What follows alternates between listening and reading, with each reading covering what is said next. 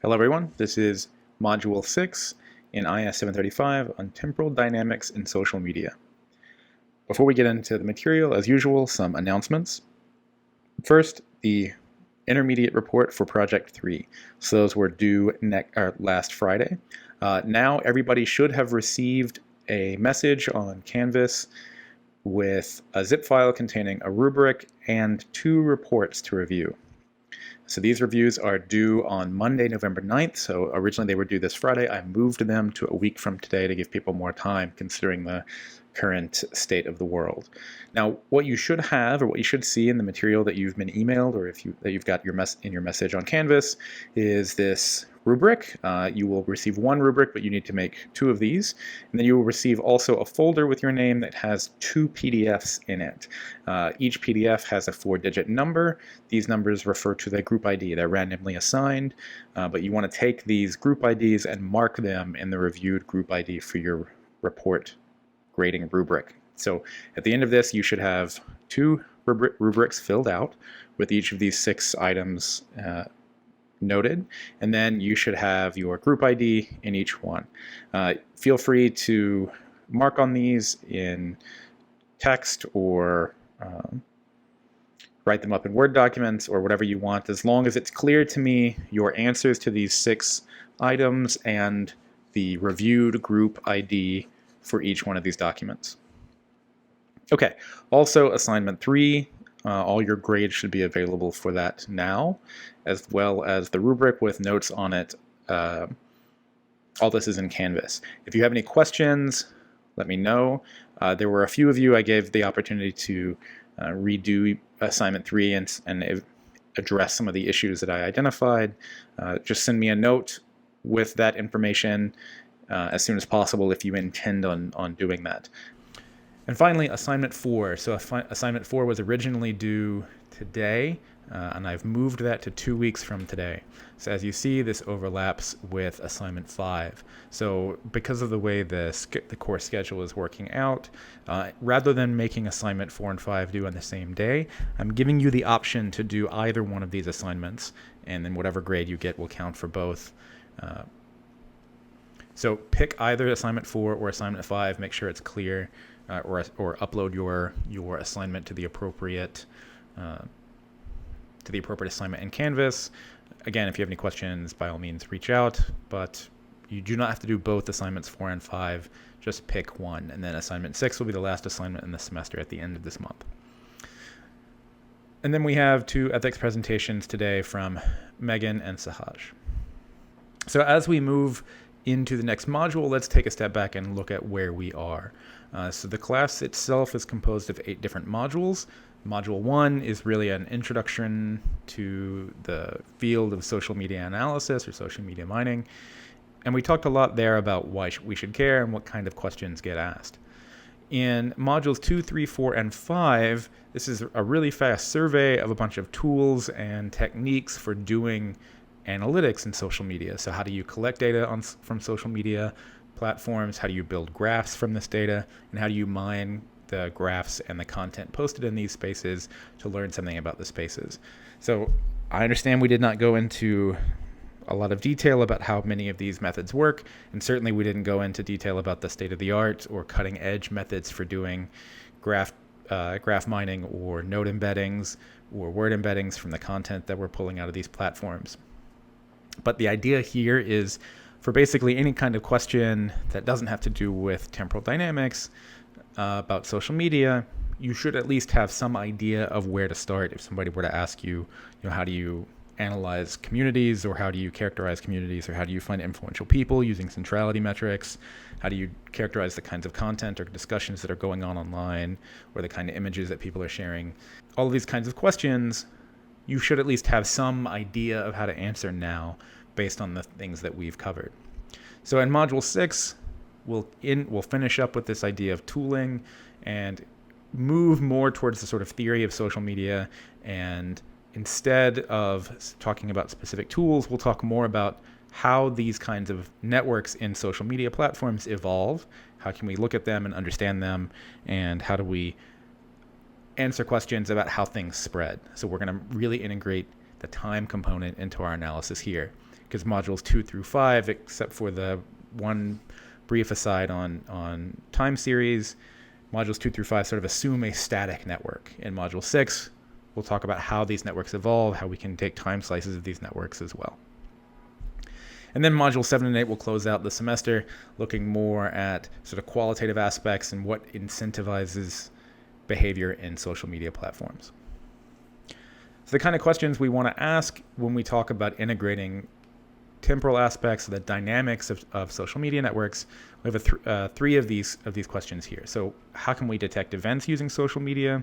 This is a relatively standard kind of question that was asked a lot in the early 2010s about using social media data to understand something about crises, to understand something about how people are responding to an event. We've talked a little bit about Google Flu and integrating social media data into epidemiology models, these kinds of things.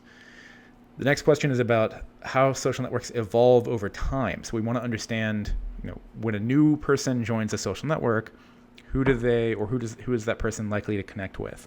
Or how does this network evolve over time? We want to understand the growth of communities or the growth of clusters, which brings us into or leads to our third question about modeling the spread of content. So when a new message or a new piece of content is shared, can we understand something about the virality or propagation of that piece of information, looking at network diffusion models and information cascades, and what kinds of behaviors or structures and networks are particularly amenable to or robust against cascades. To talk about these three questions, we really have four areas that we'll talk about. The first is time series analysis. So this will continue or pick up from the example I gave during the content mining module about looking at content sharing over time and using that to understand something about events in the data. Then from there, we'll look at understanding models of social media networks or networks and social media platforms. So how can we model these kinds of networks?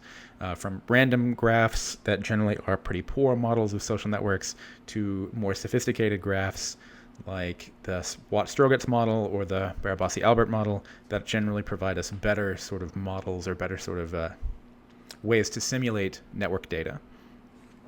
And that provides us a nice sort of segue into this idea of dynamic graphs, where how can we decompose a graph into, rather than being a static structure, into its constituent temporal pieces. So this is the graph at time slice t, at time slice t plus 1, at t plus 2. How do these graphs evolve, and what does looking at the temporal cascades or the temporal ordering of these events in a graph, like a new user coming into the graph or a new edge being created between two users, or between two nodes, how do we model that, or how can we understand what those dynamic processes look like? And then finally, that leads us into the last area in this module on diffusion, where we'll look at diffusion and propagation of information in social media and social networks. Now, to prepare for all of this, there are 4 readings again this module, because this module is spaced out over a couple of weeks.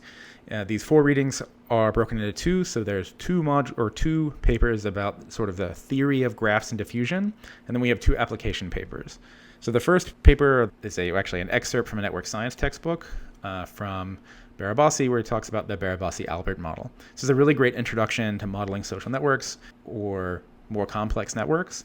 And while it looks like it's a long piece, because it's 45 pages or so, it's not very dense and it's very accessible. So I encourage you to start here looking at this document, because it'll give you some really good introduction and set you up really well for the pieces on modeling networks and dynamic graphs. The next paper is this paper, The Structure of Online Diffusion Networks, from Goel, Watson, Goldstein. This is an important work, one of the major works on online diffusion of information. So they talk about how things go viral and how actually the vast majority of things that diffuse in online spaces are not viral in the sense that we think, where one person posts something and then millions of people see it. Really, the vast majority of spread is 1 to 2 nodes deep, and then lots of people see it, but it doesn't really go beyond, or oftentimes information doesn't really spread beyond some core network. That's actually a very rare kind of behavior. So this is a really good paper as well to think about what are the general structures of diffusion in online spaces. The third paper is more of an application paper. This is a seminal work in event detection in Twitter by Sakaki et al., where they looked at detecting earthquakes using Twitter data and how people respond to Twitter. Now, they specifically look at earthquakes in Japan. Japan is a very population-dense area in their urban areas, where there are lots of people, or at least in the early 2010s, there were lots of people using Twitter. And this allowed the authors to do some really good modeling, or really robust modeling. When people would post about earthquakes, they actually could identify those posts about earthquakes faster than the earthquake would propagate through the Earth's crust from point A to point B. So you could actually do alerts for earthquakes using social media data faster than people could, or faster than the earthquake would actually hit once people in a particular locality felt it and started responding to it. And then lastly, this is a much more recent paper on the spread of true and false news online by Vasafi, Debroy, and Sinan Aral. So this is a really high impact paper from 2018, where they looked at the properties of false information online and whether true or false information spreads faster. And what they find actually is that false news tends to spread further and faster on social media, which has lots of implications for how we deal with false news and what these platforms actually incentivize in terms of the kinds of content that spread. So what I just talked about was sort of an introduction to this module. Expect to see the rest of the content for this module over the next couple of weeks. So we'll start, as I said, with the content about time series and the content about graph modeling, which will come up either today, will be posted either today or tomorrow. And then the next set of content on diffusion and propagation will be next week.